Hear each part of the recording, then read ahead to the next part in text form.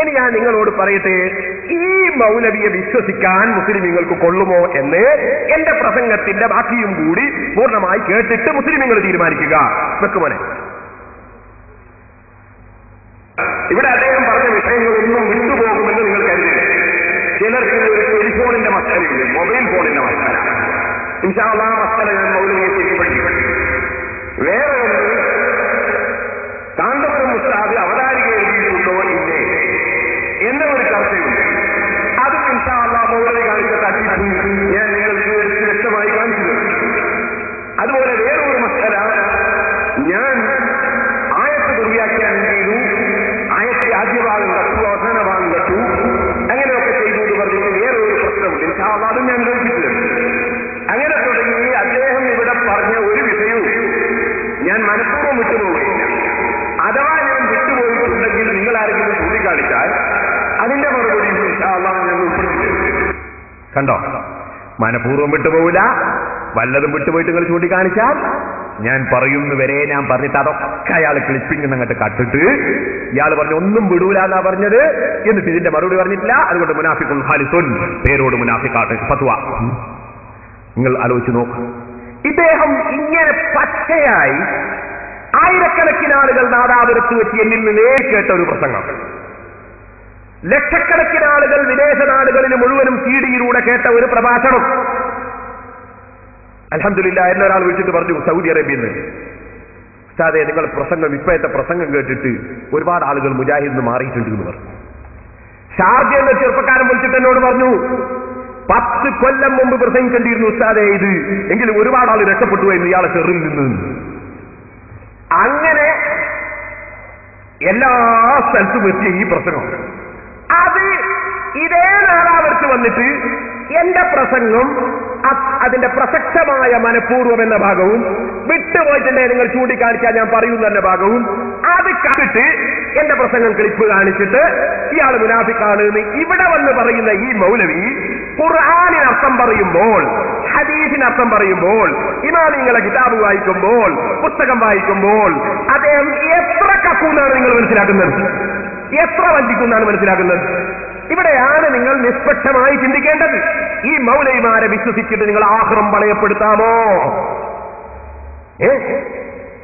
സഹോദരന്മാരെ, ഇനി ഞാൻ എന്താ വിട്ടത് അതുകൂടി നോക്കാം. അയാൾ എന്നെ പറയട്ടെ കേട്ടോളെ.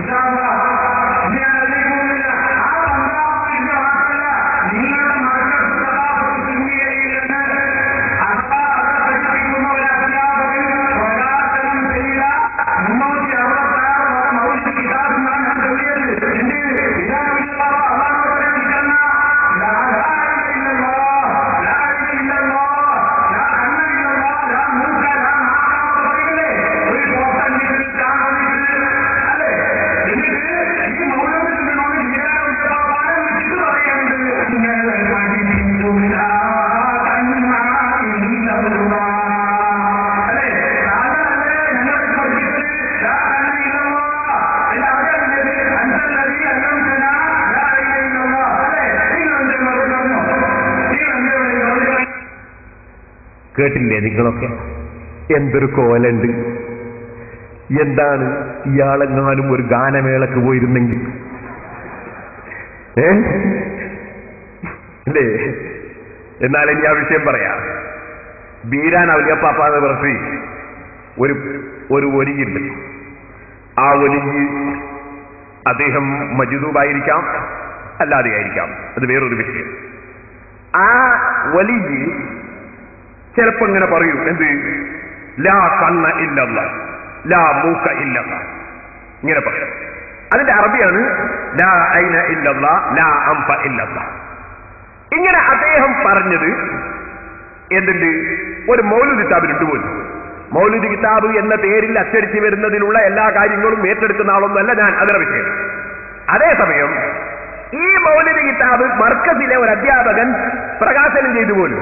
പ്രകാശനം ചെയ്യുന്ന ആളുകൾ അത് വായിച്ചു നോക്കാറില്ല എന്നുള്ളത് ഇപ്പൊ നേരത്തെ ഇവിടെ പ്രകാശനം ചെയ്ത പുസ്തകങ്ങൾ വായിച്ചു നോക്കി ഞങ്ങളെ വായിച്ചു നോക്കിയിട്ടില്ല. അത് എല്ലാവർക്കും അറിയുന്ന സംഗതിയാണ്, അത് വേറെ. എന്നാൽ ഇതിൽ തെറ്റുണ്ടോ എന്നുള്ളത് വേറെ വിഷയം. ഞാൻ പറയുന്നത് പ്രകാശനം ചെയ്തു എന്നത് തെളിവല്ല, മൗലൂദ് കിതാബിനുണ്ട് എന്നല്ല തെളിവല്ല. മൗലൂദ് കിതാബ് എന്നുള്ള പേരിൽ വരുന്ന കിതാബിൽ പലതും ഉണ്ട്. അതിൽ സ്വീകരിക്കാൻ പറ്റുന്നതുകൊണ്ട് സ്വീകരിക്കാൻ പറ്റാത്തതുണ്ട്. മരിച്ചതിന് ശേഷം ഒരു പ്രത്യേക നിസ്കാരം പറഞ്ഞിട്ടുണ്ട് ഒരു മൗലൂദ് കിതാബിൽ. അങ്ങനെ നിസ്കാരം സ്ഥിരപ്പെട്ടിട്ടില്ല, അതുകൊണ്ട് നമ്മൾ നിസ്കരിക്കാറില്ല. അച്ചടിച്ച് വരുന്നതൊക്കെ മുജാഹിദിന്റെ പ്രസ്സിൽ നിന്ന് മുജാഹിദീങ്ങളാണ് ഏകദേശം മൗലൂദ് അച്ചടിച്ച് വിതരണം ചെയ്യുന്നത് പൈസ ഉണ്ടാക്കാൻ. സി.എച്ച്. മുഹമ്മദ് സെൻസിന്റെ മൗലൂദ് കിതാബ് അവരാണ് അധികം അച്ചടിച്ച് പ്രസിദ്ധീകരിക്കുന്നത്. എന്തോ ആകട്ടെ, ഞാൻ പറഞ്ഞു വരുന്നത് ഈ വിഷയം പറയാം. ലാ ഇലാഹ ഇല്ലല്ലാഹ് എന്ന് പറഞ്ഞാൽ ഔലിയാക്കൾ പറഞ്ഞാൽ തെറ്റാണോ? ലാ കല്ല ഇല്ലല്ലാഹ് എന്ന് പറഞ്ഞാൽ തെറ്റാണോ? ഒരിക്കലുമല്ല. അവരത് പറയുന്നത് ഏതർത്ഥത്തിലാണ് എന്നാ നോക്കേണ്ടത്. അവരത് പറയുന്നത് ഏതർത്ഥത്തിലാണ്? നമ്മളെ മൗലവിക്ക് ഏറ്റവും പിരിച്ചപ്പെട്ട ആളാണ് KVM പന്താവൂര്. അദ്ദേഹം മാനസിക രോഗിയാണെന്ന് മുമ്പ് ഞാൻ പറഞ്ഞിട്ടുണ്ട്. പക്ഷേ മാനസിക രോഗമുള്ള ആള് പറയുന്നത് എല്ലാം തെറ്റായിക്കൊള്ളണമെന്നില്ലല്ലോ. മാനസിക രോഗമുള്ള ആള് ചെറുപ്പം കാര്യവും പറയൂലേ, ചെറുപ്പം പറഞ്ഞിട്ട് ഭയങ്കര കാര്യം പറയും ചില മാനസിക രോഗികൾ. അതുപോലെ KVM പന്താവൂര് ഒരു മാനസിക അസ്വസ്ഥതയുള്ള ആളാണെങ്കിലും ചിലപ്പോൾ അയാൾ കാര്യവും പറയാറുണ്ട്. അദ്ദേഹം തന്നെ മൗലവിയെ സംബന്ധിച്ചിടത്തോളം പറഞ്ഞാൽ മുജാഹിദീങ്ങളിൽ തൊക്കെ അയാളെ ടെലിഫോൺ നമ്പർ ഉണ്ട് എന്ന് കഴിഞ്ഞ പ്രസംഗത്തിൽ അയാൾ പറഞ്ഞിട്ടുണ്ട്.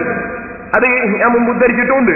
അപ്പൊ മുജാഹിദീങ്ങളുമായി വളരെ ബന്ധമുള്ള KVM പന്താവൂര് എന്ന് പറയുന്ന മാനസിക അസ്വസ്ഥതയുള്ള മുസ്ലിയാർ മൗലവി, ആ മൗലവി എഴുതിയിട്ടുണ്ട് ബീരാനോ അപ്പാപ്പ എന്ന് പറഞ്ഞിട്ടൊരു ബുക്ക്. ആ ബുക്ക് മാനസിക രോഗത്തിന്റെ ലക്ഷണം ഇതിന്റെ പുറത്തും കാണാം. 2 കൈതേങ്ങളെ ഫോട്ടോ കൊടുത്ത് ബീരാനോ അപ്പാപ്പ എന്ന് പറഞ്ഞു. അപ്പൊ എന്താ സുഖമില്ല. എന്നാൽ ഈ മൗലവിയുമായി മുജാഹിദീങ്ങളുമായി വളരെ ബന്ധമുള്ള ഈ KVM പന്താവൂര് അദ്ദേഹം തന്നെ ഇപ്പറഞ്ഞതിന്റെ അർത്ഥം എന്താണെന്ന് വീരാനൗലി അപ്പാപ്പ വിശദീകരിച്ചതിൽ പറയുന്നുണ്ട്. ഞാൻ വായിച്ചു ചോദിക്കാം. ഒരു സംശയം ഇതാ, ലാ കണ്ണ ഇല്ലല്ലാഹ് ലാ മൂക ഇല്ലല്ലാഹ്. അതിനെ പറ്റിയാണ് ഒരു സംശയം. ഈ വക ദിക്റുകളുടെ സദസ്സിൽ ഒരാൾ ഉപ്പാപ്പാട് ചോദിച്ചു, ലാ ഹജറ ഇല്ലല്ലാഹ് എന്ന വാചകത്തിന് അർത്ഥം അല്ലാഹു അല്ലാത്ത കല്ലൊന്നുമില്ലെന്നല്ലേ?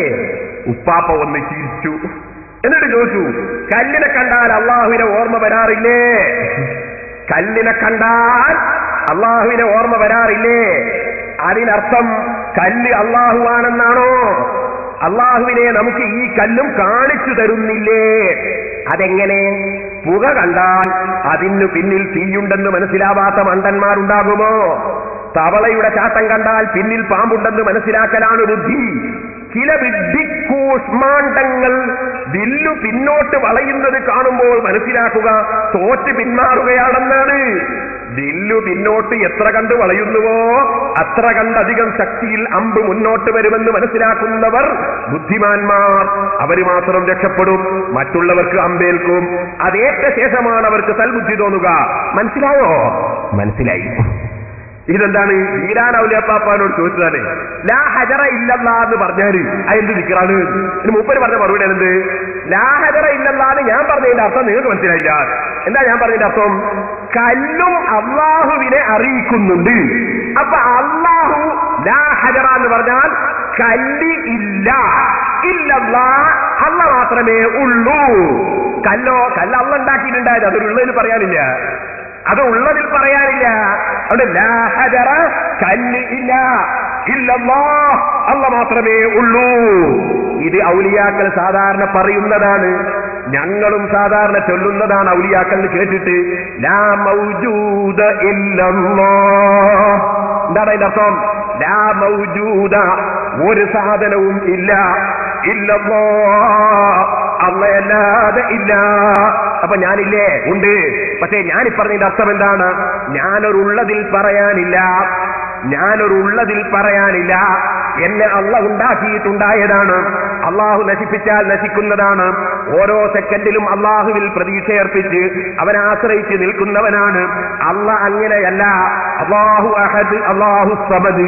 അല്ലാഹ് ഏകനാണ്, അവന് ആശ്രയമില്ല, അവനെ ആശ്രയിക്കാത്ത ഒന്നുമില്ല. ആകയാൽ യഥാർത്ഥത്തിൽ ഉള്ളവൻ അള്ളയാണ്, സൃഷ്ടികളൊന്നും ഉള്ളതിൽപ്പെട്ടതല്ല. ഇതാണ് ഔലിയാക്കളെ പറയുന്നതിന്റെ അർത്ഥം. ബഹുമാന